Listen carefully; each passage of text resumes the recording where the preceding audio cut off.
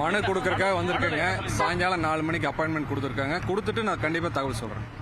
அவசியம் சொல்றேன். இல்ல நான் எல்லா தகவலும் சொல்றேன். சிபிஐ கேட்டிருந்தீங்க நீங்க. அதாவது எல்லா தகவலுமே நாங்க உங்களுக்கு ஈவினிங் நான் உங்களுக்கு சொல்றேன். அவசியம் சொல்றேன். விசாரணையில உங்களுக்கு திருப்தி இல்லன்றீங்களா? எதுக்காக முதல்ல கொடுத்துருக்கேன். ஐஜி கோயம்புத்தூர் சொல்லிருங்க. அதான் கோயம்புத்தூர் ஐஜி கிட்டே ஃபர்ஸ்ட் கொடுத்தோம். அது எங்களுக்கு வந்து ஒன்றும் திருப்தி இல்லைங்கிறதுனால விசாரணை அதிகாரி மாற்ற சொல்லியுமே செக்ஷன் எல்லாம் இன்னும் ஆட் பண்ணாமல் இருக்கு. அதை ஆட் பண்ண சொல்லியுமே வந்து மனு கொடுக்கறதுக்காக வந்திருக்கோம். ஈவினிங் 4 மணிக்கு அப்பாயின்மெண்ட் கேட்டிருக்கேன். ஈவினிங் வந்து பார்த்துட்டு உங்களுக்கு மறுபடியும் நான் கண்டிப்பாக அவசியம் தகவல் சொல்றேன். கேட்டிருக்கேங்க. அதே தாங்க அங்க என்ன கொடுத்தோமோ அதே தான் இங்கே சொல்லியிருக்கேன். ஹோம் செக்ரட்டரி பார்க்குறேன். ஆமாங்க.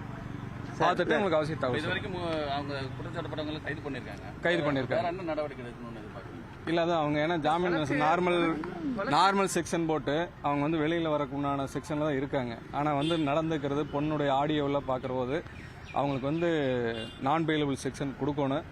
இன்னும் அவங்கள வந்து வெளியிலே வரக்கு இல்லாமல் உடனடியாக இது பண்ணணுங்கிறக்காக தான் நான் வந்து அரசை பார்த்து கோரிக்கை மனு கொடுக்கறதுக்காக வந்திருக்கேன். ஈவினிங் 4 மணிக்கு பார்த்துட்டு உங்களுக்கு முழு தகவலையும் தெரிவிக்கிறேன். கண்டிப்பா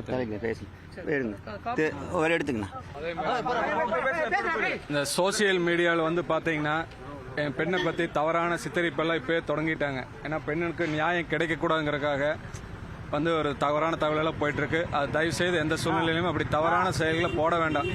என்னுடைய பெண்ணுக்காக மட்டும் இல்ல, இந்தியாவில் இருக்கிற அனைத்து பெண்களுக்கும் சேர்ந்து தான் நான் போராடிட்டு இருக்கிறேன்.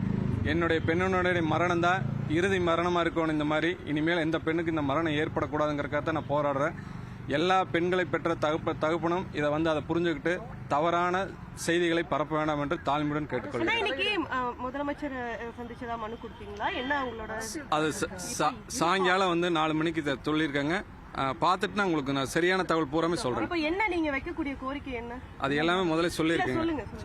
அதான் வந்து பெண் இறந்ததுக்கு சாதாரண வழக்கு தான் பதிவு பண்ணியிருக்காங்க. பெண் ஆடியோவிலேயே உங்களுக்கு எல்லாமே சொல்லியிருக்கேன். எல்லா விஷயத்தையும் சொல்லியிருக்கேன். அதுக்குண்டான எந்த விதமான உட்பிரிவுகளும் போடல.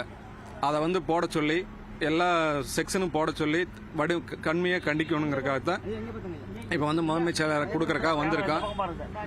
அதனால வந்து பார்த்தீங்கன்னா அது எல்லாமே பெட்டிஷன் அடிச்சிருக்கேன். உங்களுக்கு எல்லாமே ஒரு காப்பி கொடுக்குறேன் முறையா. சரிங்களா? நன்றி.